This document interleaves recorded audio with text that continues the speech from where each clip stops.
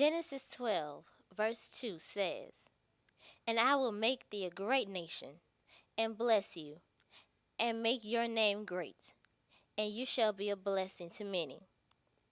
Many men haven't had the opportunity to witness their legacy grow and evolve. But from the years of 1975 to 2004, Dr. Oswald Bronson has changed and shaped the lives of many impressionable young people. He truly left a mark on every life he touched. So I decided to do some research to fully understand and get to know the man, the legacy, and the heart of Dr. Oswald Perry Bronson.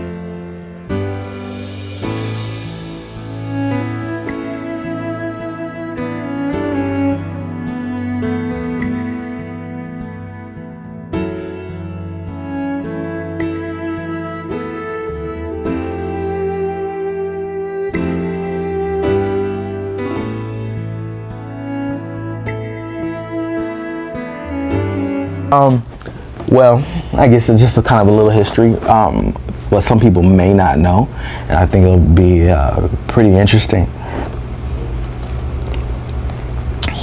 My grandfather, I guess will be just general stuff.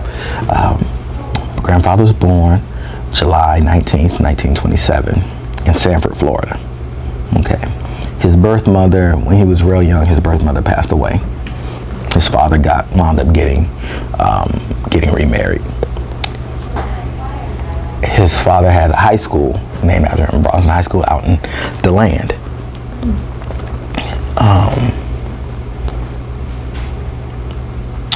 Let me see. At the point during the time he received his master's degree from ITC, if I'm not mistaken, in Interdenominational Theological Seminary in Atlanta. Okay. He went on to get his PhD from Northwestern University in Chicago. During that time, he was a janitor while he was earning his PhD. Of course, with all this is just kind of like a generalized overview of everything.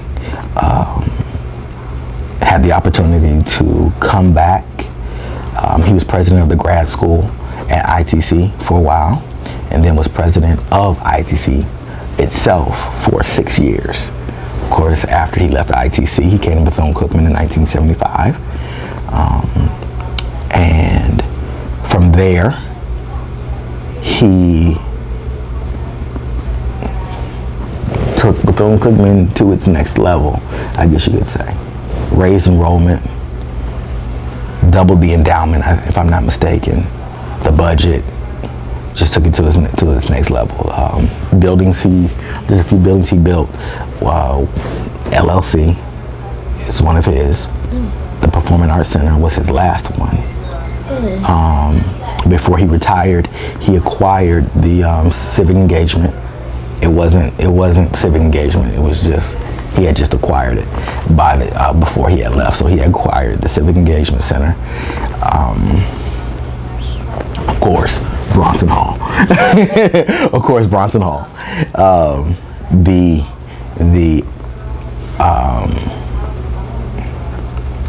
The annex for the music building, the annex for the science building, that new part of the science building, is his, along with a couple other things.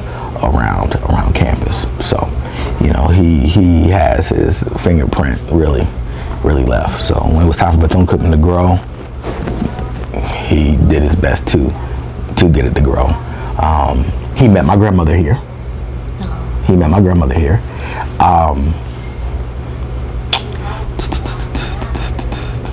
My grandmother was originally going to FAMU. And I think the story goes, now don't quote me, I think the story goes, my mom knows the story, but I think the story goes, my great-grandfather, my grandmother's father, was a train porter. They used to live in Tampa. And on the train was Dr. Bethune. Okay? So Dr. Bethune said, hey, I would really like to meet your daughter, so forth and so forth. So another time she was down that way, she was in Tampa speaking. He took my grandmother to meet her. And then that was history. And so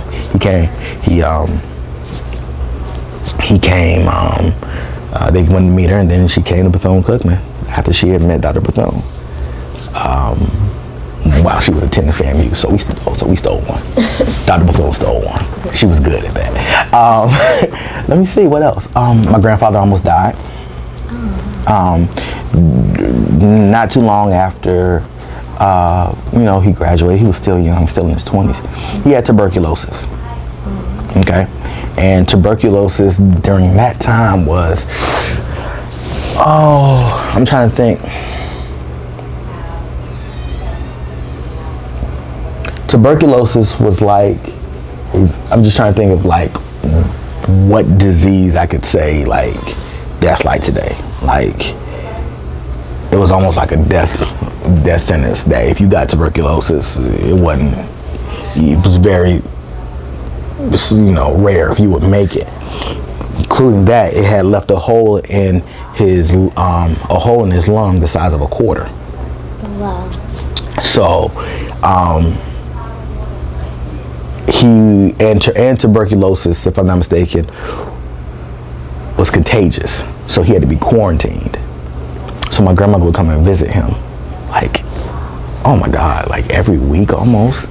Not every couple of days, my grandmother would come and visit him. And one day, he's literally a walking miracle. One day, a gentleman by the name of Oral Roberts prayed for him. And not too long after that, tuberculosis was gone. The hole in his lung was gone. Cancer survivor. He's a cancer survivor. Not many people know that. I think it's real good to because as a family, you kind of keep, there's certain things that you keep in family.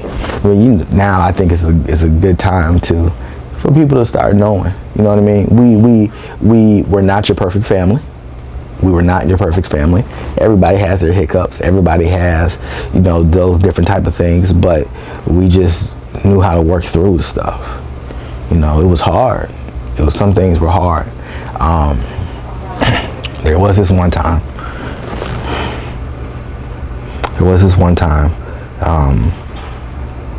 Bethune-Cookman had hit some financial difficulties, and where people weren't getting paid.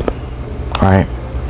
So my grandfather. So for a few months, no one was getting paid. So of course my grandfather was working on that until he could start getting the checks back out and getting the people paid. Of course, Bethune-Cookman survived that.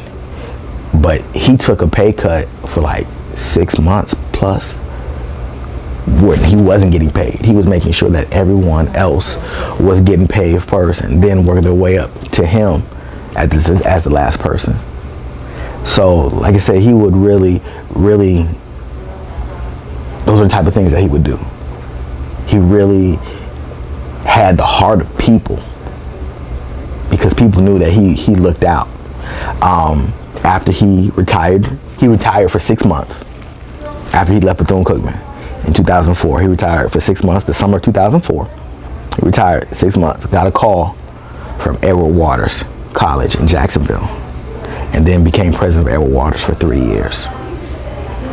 So, and they ran into some accreditation issues. and my grandfather helped get them out of that hole that they were in with accreditation, because they were about to lose their accreditation.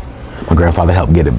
Was a factor of them, was the main factor of them getting it back.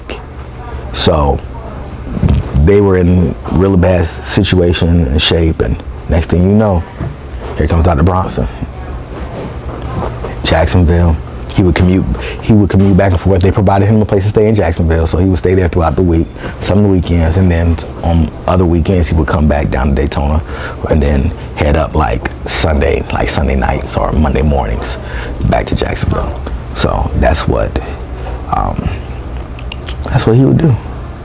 You know, it wasn't until it had been maybe, what was it? It was 86, so 2 years ago, 2013. Roughly, yeah, 2013. It had been about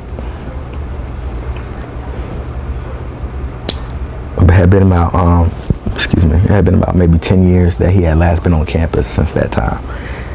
So from the point in time he graduated, he had really never been back on campus because of Errol Waters, and then, you know, he's been ill lately. But he's still on this side. You know, my mother is his primary caregiver. She helps with keeping, you know, nurses on schedule with him and different things of that nature. So he's doing about as best as he can right now. You know, I typically intend to tell people he's hanging in there. He's hanging in there, and always sending love when everybody's like, "Hey, such and such told me to tell you hello," or they said they wanted me to give you some love and whatnot. So there's different things of that nature. So To attend Bethune-Cookman. I've always wanted to attend Bethune-Cookman. I've been a Wildcat since I've been born. Literally, I've been a Wildcat since I've been born. I was born into this university. Well, then college. I've been born into this university. My grandfather was the fourth president, Dr. Bronson, and Bethune-Cookman is really all I know. I mean, ever since the beginning of time, I've always wanted to be a Wildcat. I've always wanted to come to Bethune-Cookman. I've always wanted to play football here. It's always been Bethune-Cookman. Okay, so what is your relationship with Dr. Bronson? I am his first grandson. My mother is his first child, Josephine Bronson, more affectionately known in the family as Bunny, because she was born on Easter. So Easter Bunny is the little play on. So everyone in the family calls her Bunny, but I'm his first grand. Okay. And when did you first realize or fully understand how many lives your grandfather has touched? I think I'm still realizing it, really. I think that it really hasn't 110% hit me, because it's always a new person and a new face. Because typically nowadays that I've gotten older, people introduce me and say, "Hey, you know who this is?" And they're like, "This is Dr. Bronson's grandson." "Oh, let me tell you about your grandfather, X, Y, and Z," and continue and just say. So every year it's a new face. Every year it's a new person. It's a new story about what he has done for them, how he has influenced them. So I'm still people who I went to school with tell me, people who I have no idea who they are because they came long before me. When they realize who I am, they tell me. So it's a consistent and a constant, like, wow, it gets deeper and deeper each time we go. Was it hard at first understanding, like separating Dr. Bronson from your grandfather and trying to understand, realize that he was more than your grandfather? No, it wasn't. I had the understanding that he was Dr. Bronson, that he was the president of Bethune-Cookman. But he was just always still granddaddy. Even when I went to school here, he was always still granddaddy.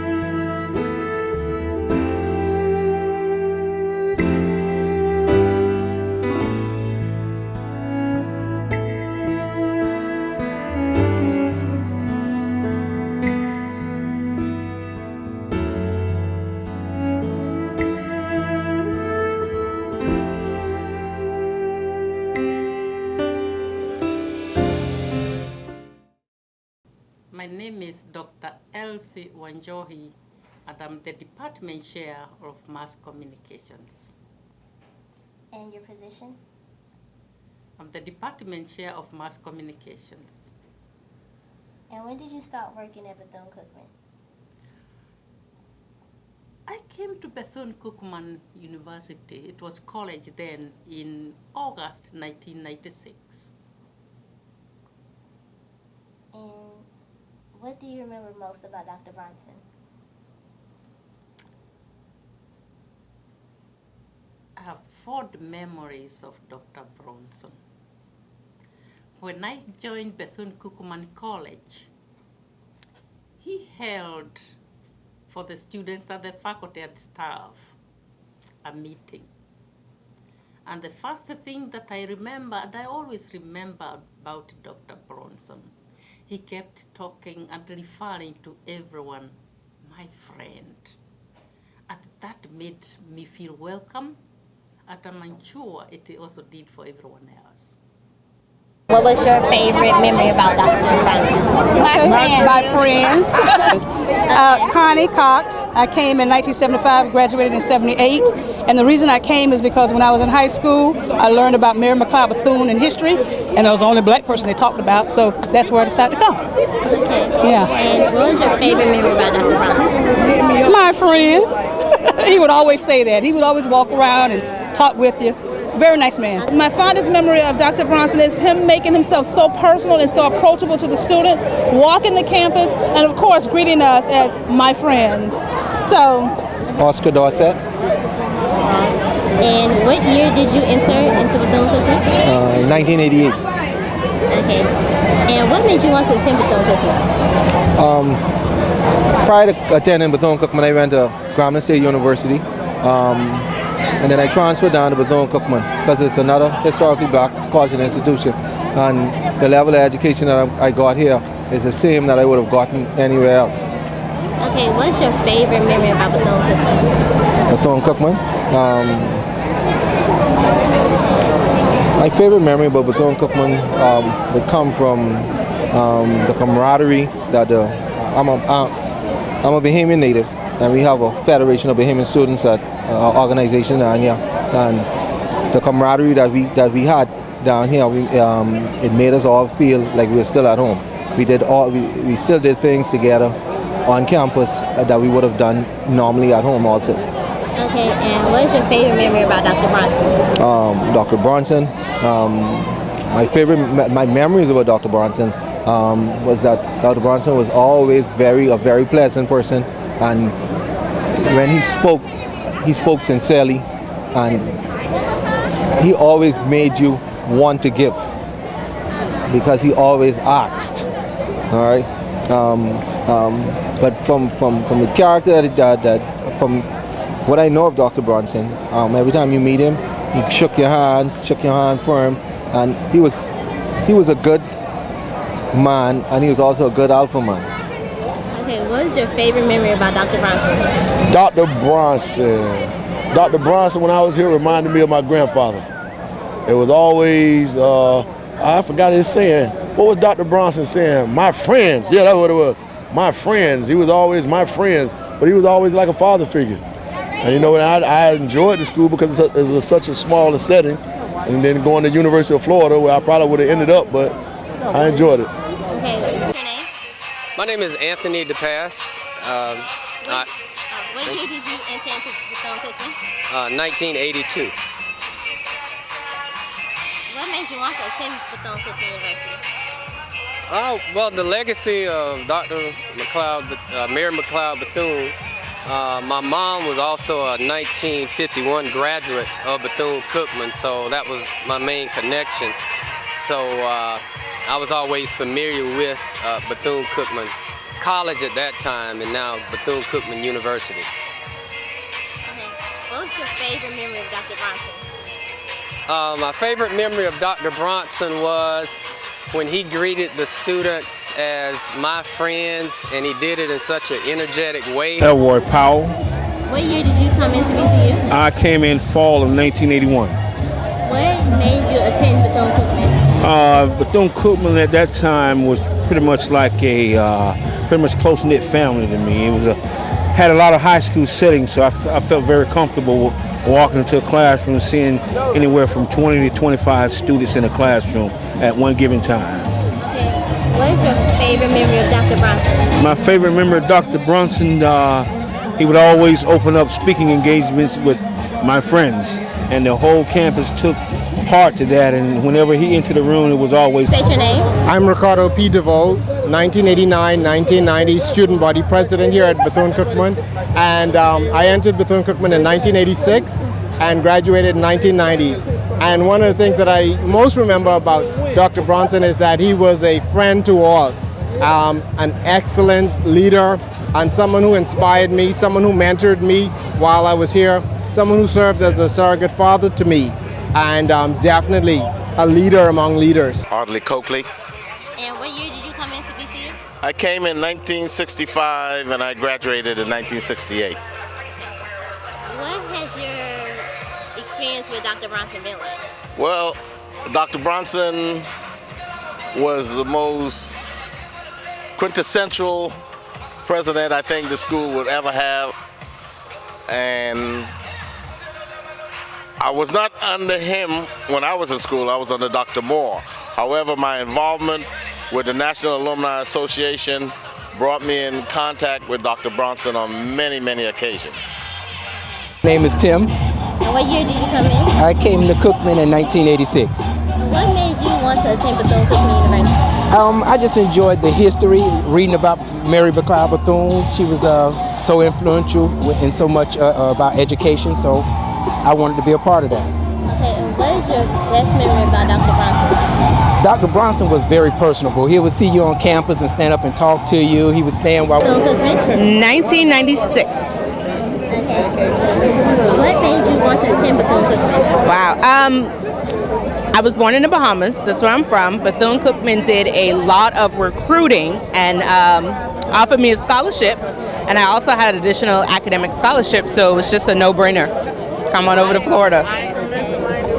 What's your favorite memory of Dr. Bronson?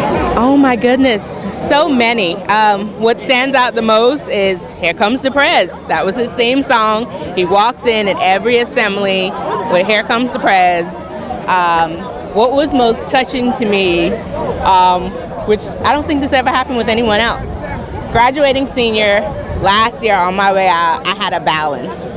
And President Bronson wrote a check to pay off my balance so I can graduate. Yes. Okay. Alonzo Nichols Jr., also known as Chi-Town. Okay. What year did you come into BCU? 1998. Okay. What made you want to attend Bethune-Cookman? Well, it gave us an opportunity for me to get out of, I guess Chicago in so many words and further my education. So Florida weather versus, the windy city, it was no brainer. What was your favorite memory about Dr. Bronson? Just his energy, how he used to walk the yards, my friends, his encouragement as a Wildcat, him being a Wildcat himself.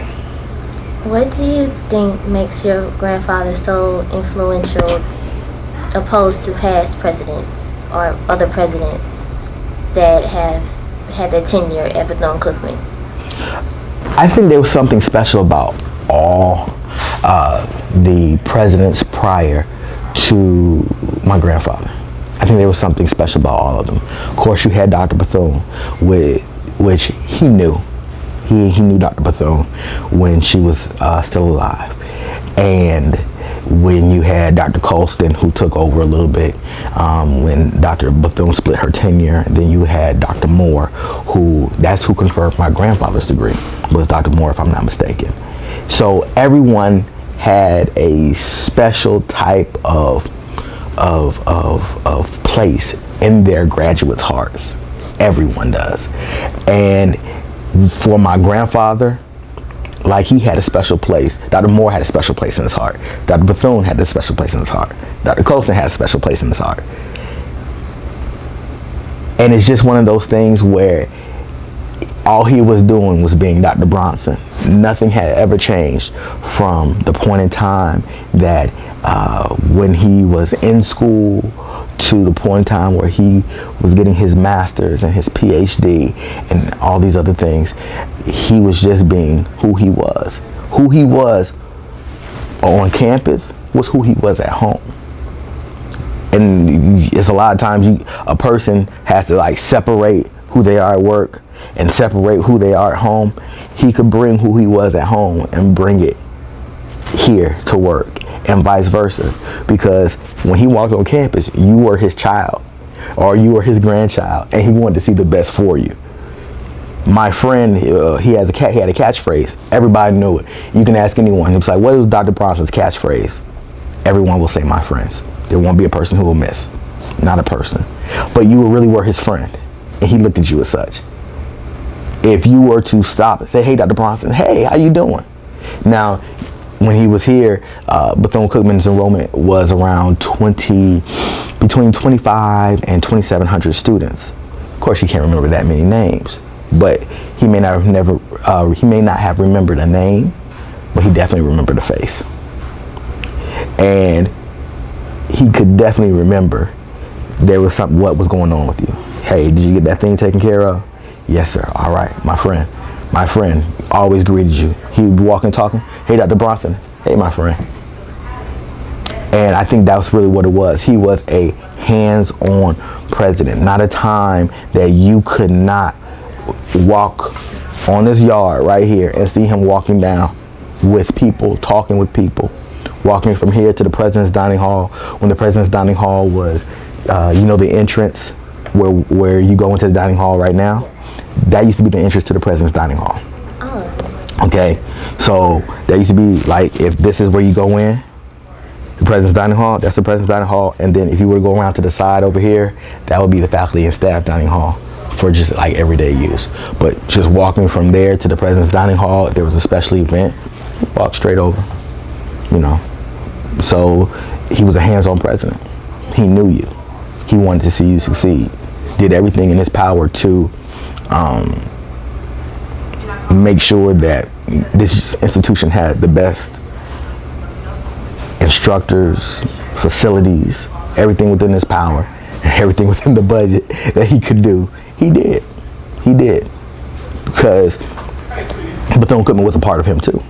This is what, not just the president coming in from another institution. He understood the history. He knew the history. He was a part of the history. He knew the founder. He talked and walked with this founder. So that is a really, really big thing. And what do you think made him one of the most influential presidents at Bethune-Cookman University?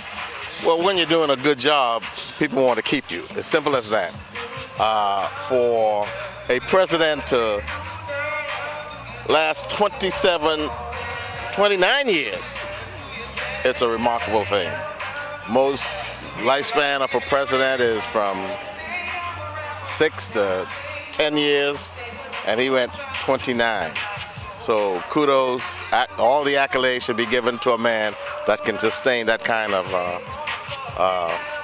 problems, because Bethune-Cookman is a private school, and it takes a lot of begging, scratching to get where we are today. And Dr. Bronson is the foundation of this university. That's the way it's being run today. What do you think made Dr. Bronson one of the most influential presidents of Bethune-Cookman and Bethune-Cookman's history? I know he represented the university very well, and he seemed to have had a real connection with the students. And what do you think makes Dr. Bronson unique and most influential than all the rest of the Bethune-Cookman presidents? Honestly, I just think it's just his love for this campus, his love for the legacy, and the spirit that he have amongst, within the students, the vibe they have, in so many words they have as students, with the students. Okay. What do you think that makes Dr. Bronson so unique? Dr. Bronson was loved by everyone, and he would walk around the campus and the students would always engage conversations with him, and he made you feel at home at the time. So it was never a situation where you felt that you were away from home or you were homesick, but he always made you feel comfortable being here on campus. I'm Velman Edwards, a former cheerleader of BCU. By the way, it was Bethune-Cookman. I was here in 1973. I graduated in 1976.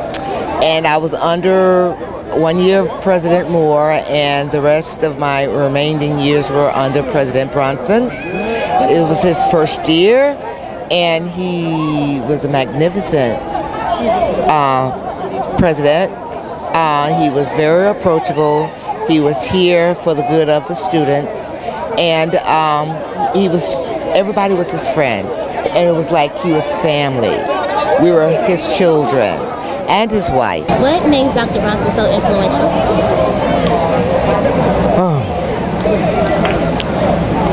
I don't know. I can't say to what his influence comes from, but I can comment on the fact that because of how he interacted with persons, how he made persons feel,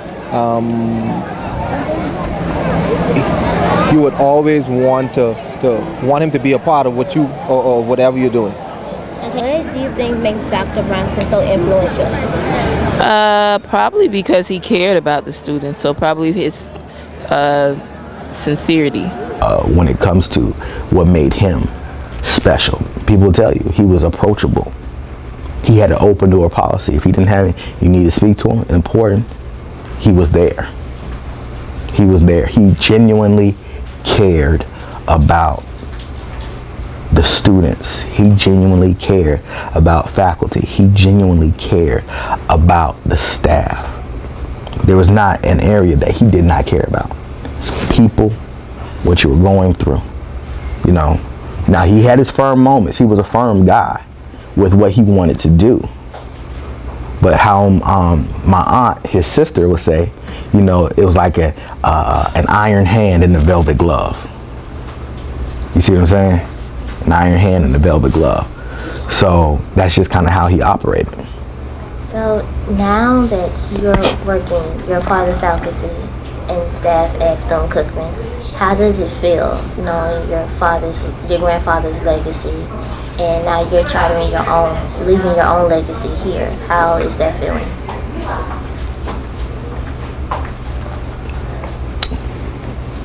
It's like you got big shoes to fill. You got big shoes to fill. Even though those are probably shoes I will not be able to ever fill because I'm not Dr. Bronson. So I have to fill my own shoes. Now, using some of what I have seen and what he has taught me, and it's funny because a majority of the things that he's taught me, he's never sat down and verbalized to me. I got everything by watching. Everything by watching. And even to this day, my mother will say, and my grandmother has said in the past, it's like you're handling that just like your grandfather. Now, mind you, I've never been in a board meeting with him. I've never been in these budget meetings. I've never been in like these big meetings. But yet they say that, wow, you're handling this just like him. So I always keep him in my mind about how I would do something. You know what I mean? Wanting to treat people as people. Wanting to always remember that people are coming from different places. They have different experiences. They have a lot of different pressures from home, from school, relationships, and then drafting or becoming what that person needs for that person at that time. Every person that comes into my office, I just don't see you as another student. I just don't see you as, okay, well, what you want, or anything of that nature. What I see is, okay, tell me why you're here. Okay, you want to change your major? Okay, tell me why. What's going on? Talk to me, right? I get a transcript, and it almost never fails. I'll get a transcript, and I'll look at the transcript, and I'll look, and this person makes good grades. Oh wow, A's, B's, A's, B's, A's, B's. And the next thing you know, you have like some B's, C's, and a couple of D's in there for like a semester or a year. And then they get back on ball. And it's like, so it's like, what was going on here? And I'll ask the question. So I said, you're killing it here. You're doing great here. What's going on here? Right? And they'll tell me, well, Mr. Vickers, you know, I was pledging, or I was online, or I was had gotten ill, had some issues at home, bad relationship, different things of that nature. So I'm trying to see who the individual is, what's going on with them. Do they need to do this at the time?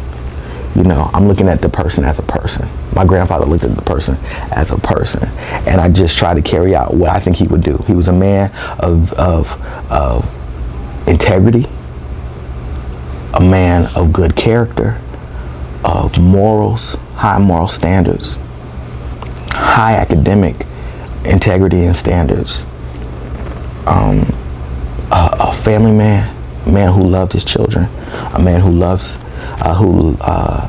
his children, a man who loves his grandchildren, a man who loves his family. And so I try to bring all that when I'm here.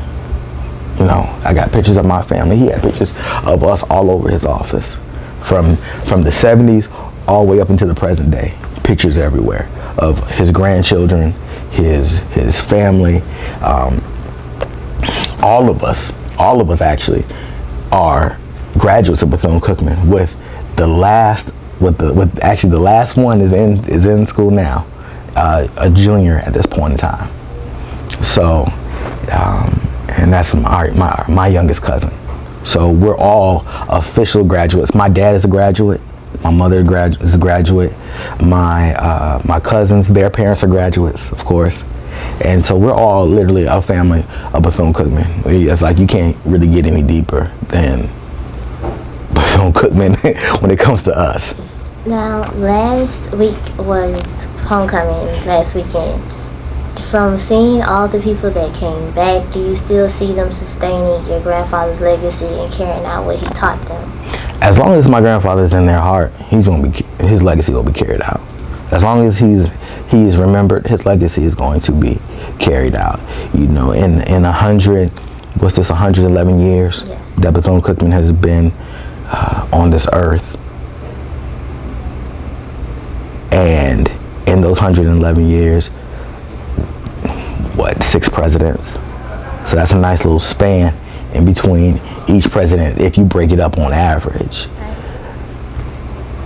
That really makes for a good legacy. That makes for thousands, tens upon thousands, if not hundreds of thousands of people who have walked through this door, who he has got to shake hands with, who he has got to hug, who he's gotten to hug, who he has gotten to speak with and meet with.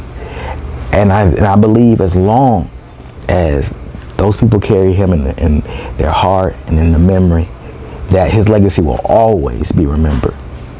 That not only that his legacy will be remembered, but his legacy will be carried on. Because I want it to be that I remember when Dr. Bronson did this for me, so I want to do it for someone else. And that's how that legacy gets carried on. They may never know that that's where it came from. That's completely fine.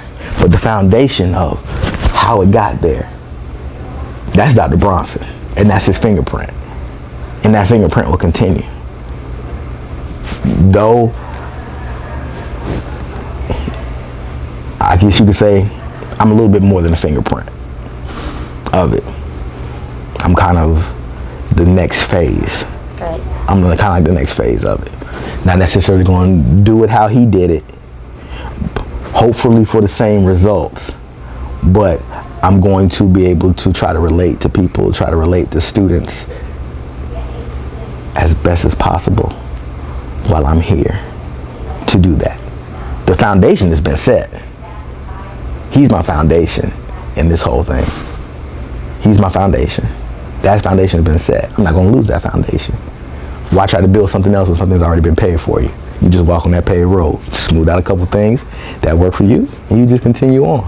And that's what and I pray that I do it justice. You know, I pray that I do it justice. You ain't gonna be like your granddad. Okay, well, your granddaddy used to do it like this. Well, that's good. I do take a lot of things from my granddad. I'm not my grandfather though. Right. I'm not him. But I'm not gonna deny the fact that a lot of what I do is because of him. And a lot of what I do is that 21st century form of it. I don't talk like my grandfather. And I don't probably like interact with like my grandfather did. And of course he was more seasoned during his time here than I am. But but there's some things I'm able to get down because of my position. I'm able to get down with students and be like, yo, for real, don't do that. Like, that's a very bad idea. You know what I'm saying? And talk to them on their level. So we're you know, we're just trying to I'm just trying to hold it. Just trying to hold it. You know, I have daughters now, and I hope to pass it on to them. My wife, who is an amazing woman, because she deals and puts up with me. You know, she's sometimes amazed at the fact, like, wow, somebody realized I was your wife, and they went on about your grandfather. So sometimes my wife gets it, and I don't even know when she tells me the stories about what people say, and all I can say is like, wow, that's crazy. Would you like to add about Dr. Bronson? Dr. Bronson was one of the greatest presidents that this university has had, and his legacy will live on. And I continue to walk around here and see the family atmosphere here, this homecoming, and that's truly some attributes from his presidency here at the university. Anything else you would like to add about Dr. Bronson? That we love him. We love you, Dr. Bronson. We miss you. Thank you for making our days and moments here on the campus memorable. And we have, you know, we love. Anything else you would like to add about Dr. Bronson? Some of the traits that Dr. Bronson showed me, some of the stuff that I took into my adult life, and how I deal with people also, and it made me a better person. Okay, thank you. You're welcome. So personable. He would walk around campus. You could just walk up and talk to him about anything. If you were having a rough time, which I did at the time, he was like a father figure to many. He was so personable, and he really cared about his students. Okay, and is there anything else you would like to add about Dr. Bronson? He's the best. Thank you so much. I mean, honestly, there's not a memory at Bethune-Cookman that I don't think about him. He was the best. Thank you. Dr. Bronson was a great reader at Bethune-Cookman University. He always reminded us to have a passion for working at the helping our students. His encouragement, one of the things that he used to say is, I'm going to be gone, Washington, D.C. or Tallahassee, to look for resources so that I can join you as well in helping our students. He was a great motivation for all the faculty, staff, and students, and I always value that. Dr. Bronson, I don't know about being on the football team. I mean, Dr. Bronson, I mean, he was like out of sight, out of mind a lot of times for us because we always had practice, but I mean, the man is just wonderful. He was wonderful, like a father figure, like I said, a grandfather figure, and I enjoyed everything about him. And he loved Wildcats, and he loved all of my friends. Everybody was his friend.